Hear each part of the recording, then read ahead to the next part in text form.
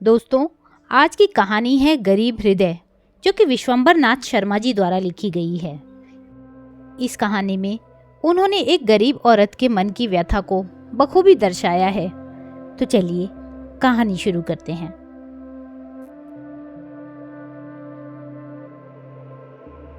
भाद्रपद की दोपहर का समय था। फूलपुर ग्राम के एक खेत में कुछ स्त्री पुरुष काम कर रहे थे।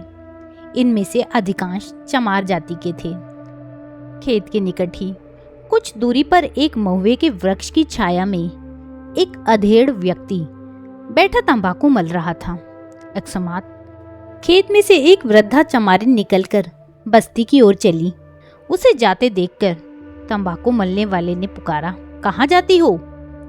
वृद्धा कुछ ठिठक कर बोली, जरा पानी पी आऊं, अभी आती हूँ। आज तुम्हें बहुत प्यास लग रही है, क्या बात है? वृद्धा बोली, क्या कहूँ भैया, 3-4 दिन से जी अच्छा नहीं है। रात को बुखार हो आता है, जाड़ा बहुत लगता है, अन्न अच्छा नहीं लगता, पानी पीते पीते दिन बीतता है। ऐसी बात है तो डोल भर के खेत की मेड़ पर रख लो, बार बार गांव जाती हो, काम का हर्जा होता है। उस व्यक्ति ने तंबाकू फटकारते हुए कहा, कोई लाकर रख दे तो हो सकता है, मुझ में तो इतना बूता नहीं है जो कुएं से डोल भरकर यहाँ लाऊं। इतना कहकर वृद्धा चल दी। अब कि जितना पानी पीना हो पी आना, या डोल कलसा भरवा कर ले आना, अब मैं नहीं जाने दूंगा। वृद्धा चुपचाप चली गई। वह व्यक्ति तंबाकू फाँक कर अपने आप ही बोला, जब जी अच्छा नहीं है तब मजूरी करने काहे को आई। इसी समय एक युवक उधर से निकला। उसने उस व्यक्ति की बात सुनकर पूछा, किसका जी अच्छा नहीं है ठाकुर? ठाकुर युवक की ओर देखकर किंचित मुस्कुराते हुए बोला, अरे भैया, वही डायन है, महंगुआ की अम्मा। बुखार आता है फिर भी मजूरी करने दौड़ी आई। सवेरे से 10 दफे पानी पीने जा चुकी। हमारे काम का हर्जा होता है, मजूरी मुफ्त की थोड़ी ही देनी है। हम चाहते हैं आज शाम तक खेत निकाल जाए। कितने आदमी निकाल रहे हैं? 8 आदमी हैं। तब तो शाम तक हो जाना चाहिए। होगा कैसे नहीं, ना होगा तो मजूरी भी नहीं दूंगा। इस बार तुम्हारी खेती अच्छी है ठाकुर। हाँ, अभी तो अच्छी हुई है, घर में कुछ आवे तब जाने। रबी क्या कुछ कम थी, पर पानी ने चौपट कर दी। हाँ, यह तो ठीक बात है। कट मड़कर खैर सल्ला से घर में आ जाए तो सब अच्छा है, नहीं तो कुछ भी नहीं। खड़े काहे हो, बैठ जाओ। किसी काम से जा रहे हो क्या? नहीं, काम तो कोई नहीं, ऐसे ही घूम फिर रहा हूँ। तो बैठो, हवा खाओ। युवक ठाकुर के सामने बैठ गया। तुम्हारे खेत तो सब निकाल गए? हाँ, हमारा तो सब काम खत्म है, इसी से तो मस्त घूम रहे हैं। हमारा काम भी 2-3 दिन में हो ही जाएगा। आज यह खेत हो जाएगा, एक खेत और रह गया, सो परसों तक वह भी हो जाएगा, अधेड़ व्यक्ति ने कहा। इसी समय वृद्धा आती हुई दिखाई पड़ी। वह बहुत धीरे धीरे आ रही थी। अधेड़ व्यक्ति बोला, देखो ससुरी कैसी जनवासी चाल चल रही है, जरा जल्दी पैर उठाओ चौधराइन, कुछ बताशे नहीं बिछे हैं जो फूट जाएंगे। पिछला वाक्य ठाकुर ने चिल्लाकर चौधराइन से कहा, बीमार तो मालूम होती है।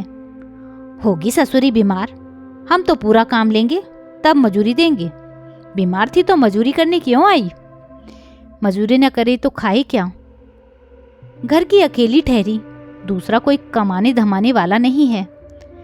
भैया की बातें, इसके पास रकम है पर कंजूस इतनी है कि बैठकर नहीं खा सकती। रकम तो क्या होगी, तुम मानते नहीं?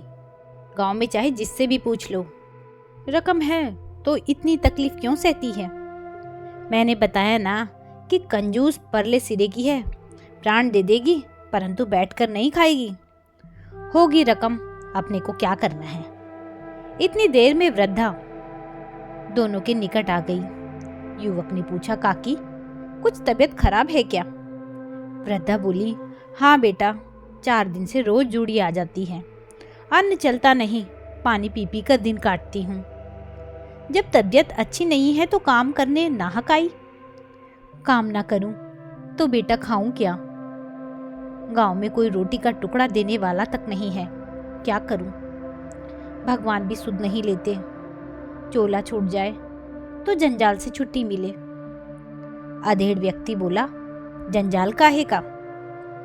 अकेला दम है, न बेटा न बेटी, आगे नात न पीछे पगा, फिर भी जंजाल। बुढ़ापे में जब हाथ पैर नहीं चलते और कोई रोटी देने वाला नहीं होता तो अपना चोला ही जंजाल हो जाता है भैया। इतना कहकर वृद्धा खेत के भीतर घुस गई। युवक बोला, तुम तो कहते हो इसके पास रकम है। जिसके पास रकम होगी वह इतनी तकलीफ कभी ना उठाएगा। अब तुम ना मानो तो इसका क्या इलाज है? युवक थोड़ी देर तक बैठा रहा, तत्पश्चात उठकर चला गया। सूर्यास्त का समय था। वही युवक शौच से निर्वृत्त होने के लिए गांव के बाहर जा रहा था। सहसा उसके कानों में किसी के चित्कार कर रोने का शब्द आया। युवक ठिठक गया और कान लगाकर सुनने लगा। कुछ क्षणों तक सुनने पर अपने ही आप बोला, यह तो चौधराइन काकी की आवाज़ है। जान पड़ता है कि ठाकुर से कुछ झगड़ा हुआ। यह कहता हुआ युवक उसी ओर चला। खेत के सामने पहुंचकर उसने देखा कि वृद्धा चौधराइन भूमि पर बैठी चित्कार कर रो रही है। सामने वही अधेड़ ठाकुर और 4-5 अन्य मजदूर खड़े हैं। पास पहुंचकर युवक ने पूछा, क्या हुआ काकी, काहे रोती हो? वृद्धा युवक को देखकर और उसका सहानुभूतिपूर्ण प्रश्न सुनकर और जोर से रोने लगी। युवक ने ठाकुर से पूछा, क्या मामला है ठाकुर? ठाकुर कर्कश स्वर में बोला, इसके कारण मेरा खेत आज रह गया। इसने दिन भर यूं ही काटा, जरा भी काम नहीं किया। दोपहर को तुम्हारे सामने यहाँ पानी पीकर कितनी देर में आई थी। तुम तो उस समय मेरे पास ही बैठे थे। वृद्धा रोना बंद करके आर्त स्वर में बोली, बेटा मनोहर, मैंने दिन भर जी तोड़कर काम किया। ये सब देखने वाले हैं, इनसे पूछ लो। हाँ, 4-5 बेर में पानी पीने जरूर गई थी। यहाँ पानी नहीं मिला तो गांव जाना पड़ा। यहाँ पानी का इंतजाम होता तो काहे को जाती। सो अब ठाकुर कहते हैं कि मजूरी नहीं मिलेगी, खेत बाकी रह गया तो उसका दोष मेरे ऊपर धरते हैं। खेत नहीं हुआ तो मैं क्या करूं? कुछ मैं अकेली तो थी नहीं, और सब लोग भी तो थे। मैं तो यहाँ तक कहती हूँ कि पानी पीने में सब मिलाकर 1-2 घंटा लगा होगा, सो 2 घंटे में और काम कर दूंगी, पर खेत फिर भी नहीं होगा। मजूरी की मजूरी नहीं देते और ऊपर से 3-4 थप्पड़ मारे। मैं अनाथ हूँ, इसलिए चाहे जो कोई मार पीट ले। जो आज मेरे कोई होता तो ठाकुर की मजाल थी जो हाथ लगा लेती। इतना कहकर वृद्धा ने पुनः रोना आरंभ किया। ठाकुर बोले, तेरा कोई होता तो क्या कर लेता, ससुरी फैल मचाती है। इतना कहकर ठाकुर ने एक थप्पड़ मारा और पुनः दूसरा मारने को हाथ उठाया ही था कि मनोहर ने लपककर ठाकुर का हाथ पकड़ लिया और कहा, बस ठाकुर, बहुत हुआ। बूढ़ी और बीमार औरत को मारते हो, बड़े शर्म की बात है। और यह बेचारी ठीक तो कहती है, आज इसके कोई होता तो तुम इसे इस प्रकार पीट सकते थे। ठाकुर ने बिगड़कर कहा, तुम क्यों बीच में टिपर टिपर करते हो? तुमसे क्या मतलब? मतलब क्यों नहीं है? यह अनाथ है तो क्या मार डालोगे? ऐसा अंधेर? आखिर कुछ तो काम किया है। दिन भर में आधे दिन तो किया ही है, आधे ही दिन की मजूरी दो। एक तो मजूरी नहीं देते हो और ऊपर से मारते हो। इसकी वजह से हमारा खेत रह गया, नहीं तो आज हो जाता। ऐसा नहीं हो सकता कि इसकी वजह से खेत रह गया। क्यों भाई, क्या कहते हो? इसकी वजह से खेत रह गया? एक मजदूर बोला, नहीं, सो बात तो नहीं है। खेत तो आज हो ही नहीं सकता था। यह कितना काम करती, पूरा काम करती तो बिस्वा 2 बिस्वा और हो जाता, पर खेत तो अभी 4-5 बिस्वा रह गया। इतना काम यह अकेले नहीं कर सकती थी। हमने तो ठाकुर से बहुतेरा कहा भैया, पर ठाकुर नहीं मानते। यही कहते हैं कि इसकी वजह से खेत रह गया। अब बताओ हम क्या करें? मनोहर ने कहा, वाह ठाकुर साहब, वाह, खूब न्याय किया। यह 2-4 दफे पानी पीने गई, तुम्हें मजूरी दाब लेने का बहाना मिल गया। उचित तो यह था कि यदि इसने कुछ काम कम भी किया था तो पूरी मजूरी दे देते। यह गरीब है, अनाथा है, इसको यदि 2-4 पैसे फालतू भी दे दोगे तो कुछ गरीब नहीं हो जाओगे। ठाकुर बोले, मेरे पास इतना फालतू पैसा नहीं है जो हराम खोरों को खिलाऊं। तुम बड़े दयावान हो तो तुम ही दे दो। मुझे देना होगा तो तुमसे पूछने नहीं आऊंगा। अच्छा, अब उसे कुछ देते हो या नहीं? न दूंगा तो क्या करोगे? ठाकुर, अब अधिक बात मत बढ़ाओ, नहीं तो ठीक ना होगा। चुपचाप इसकी मजूरी दे दो। घंटे 2 घंटे के 2-4 पैसे तुम्हें काटना है तो काट लो, समझे? मनोहर ने आरक्त नेत्रों से उपयुक्त वाक्य कहे। मनोहर यथेष्ट हष्ट पुष्ट था। ठाकुर साहब अधेड़ होने के साथ ही साथ दुबले पतले थे, अतएव मनोहर से रार बढ़ाना उन्होंने उचित नहीं समझा। टेंट से 10 पैसे निकालकर उन्होंने बुढ़िया के सामने फिर भूमि पर फेंक दिया और कहा, 6 पैसे मैंने काट लिए हैं। मनोहर ने घृणापूर्वक कहा, ठीक है काकी, पैसे उठा लो और घर चलो, जो मिला सो सही। बुढ़िया पैसे उठाकर चली, साथ ही साथ मनोहर भी चला। बुढ़िया बोली, बेटा ये पैसे तुम्हारी बदौलत मिले, नहीं ठाकुर एक पैसा भी न देते। भगवान तुम्हें दूध पूत से सुखी करे। मनोहर बोला, काकी अब जब तक जी अच्छा ना हो कहीं काम पर ना जाना। रोटी की चिंता मत करना, मैं अपने घर से रोज रोटी भिजवा दिया करूंगा। वृद्धा ने अवाक होकर कृतज्ञतापूर्ण छल छलाते हुए नेत्रों से मनोहर को देखा। मनोहर बोला, घर पहुंचा आऊं? नहीं बेटा, चली जाऊंगी। बड़ी दया की बेटा, गांव में तो कोई बात पूछने वाला भी नहीं है। वृद्धा आशीर्वादों की झड़ी लगाती हुई गांव की ओर चली और मनोहर गांव के बाहर की ओर। मनोहर के विवाह के दिन निकट थे। विवाह की तैयारियां हो रही थी। वृद्धा चमारिन उस दिन से इतनी बीमार हो गई कि फिर उठ न सकी। मनोहर उसकी खोज खबर लेता रहता था। एक दिन संध्या के समय एक चमार मनोहर को बुलाने आया। बोला, चौधराइन ने आपको बुलाया है। मनोहर ने पूछा, क्या हाल है? हाल तो खराब है भैया, अब अधिक नहीं चलेगी। हमें तो ऐसा मालूम होता है कि आज रात पार होना ही कठिन है, आगे राम जाने। अच्छा चलो मैं आता हूँ। थोड़ी देर में मनोहर चौधराइन के पास पहुंचा। चौधराइन एक कोठरी में भूमि पर कथरी गुदड़ी बिछाए पड़ी थी। सिरहाने पानी भरा हुआ एक मैला सा घड़ा रखा था। एक कोने में चूल्हे के पास 4-5 लोहे और पीतल के बर्तन रखे थे। चौधराइन बहुत दुर्बल और अशक्त हो गई थी। मनोहर ने उसके पास खड़े होकर पुकारा, काकी। बुढ़िया ने आंखें खोली, आंखें फट गई थी मनोहर को देखकर। उसने क्षीण स्वर में कहा, बेटा मनोहर। मनोहर बोला, हाँ काकी मैं हूँ, कैसा जी है? अब तो बेटा चल चलाव है। अच्छा है, भगवान ने सुध ले ली। इस अंत समय में तुमने बड़ा साथ दिया बेटा, नहीं तो भूखी प्यासी तड़प तड़प कर मर जाती। मनोहर के नेत्रों में पानी भर आया।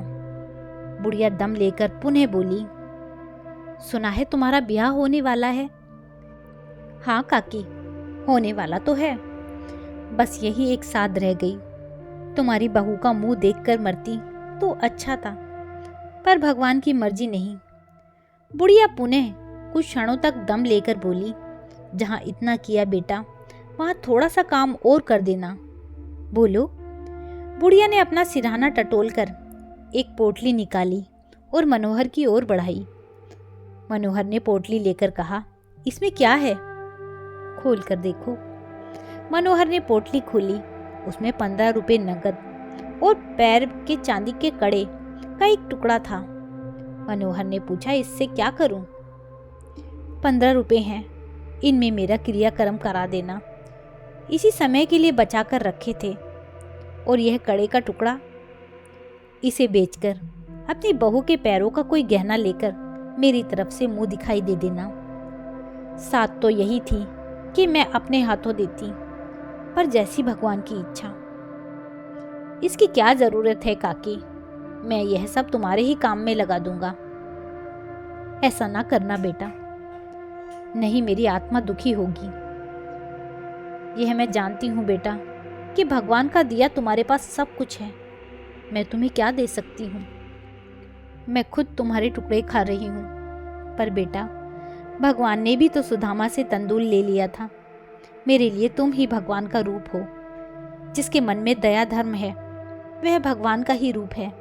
सो बेटा, सुदामा के तंदूल समझकर इसे ले लो और बहू के पैरों का गहना लेकर मेरी तरफ से दे देना। बेटा, मैं नीच हूँ, तुम्हारी जूती हूँ। इससे तुम्हें मेरी बात अच्छी न लगती होगी, यह मैं जानती हूँ। पर बेटा, क्या कहूँ, मेरी यह साध है। साध पूरी हो जाएगी तो आत्मा सुखी होगी। इतना कहते कहते बुढ़िया की दम उखड़ गई और वह हांफने लगी। मनोहर ने अश्रुपूरित नेत्रों से गद्य स्वर में कहा, अच्छा काकी, जैसी तुम्हारी इच्छा, जैसा तुम कहती हो वैसा ही करूँगा। भगवान तुम्हें दूध पूत से सुखी रखे। अब मैं सुख से मरूंगी। कोठरी के बाहर आकर मनोहर ने उस चमार से, जो उसे बुलाने गया था, कहा, देखो आज रात में इसके पास रहना, हटना नहीं। आज रात पार होना कठिन है। उस रात में चौधराइन का देहांत हो गया। विवाह के कुछ दिनों उपरांत मनोहर अपनी पत्नी तथा चचाजाद भाई के साथ एक पर्व पर शहर में गंगा स्नान करने गया और उस कड़े के टुकड़े के बदले में उसने अपनी पत्नी के लिए पाजेब खरीद ली। तो दोस्तों, यह थी कहानी गरीब हृदय। आपको यह कहानी कैसी लगी मुझे कमेंट करके ज़रूर बताइएगा। यदि कहानी अच्छी लगी हो तो कहानी को लाइक कीजिएगा, शेयर कीजिएगा और मेरे चैनल को सब्सक्राइब करना ना भूलिएगा। कहानी सुनने के लिए बहुत बहुत धन्यवाद।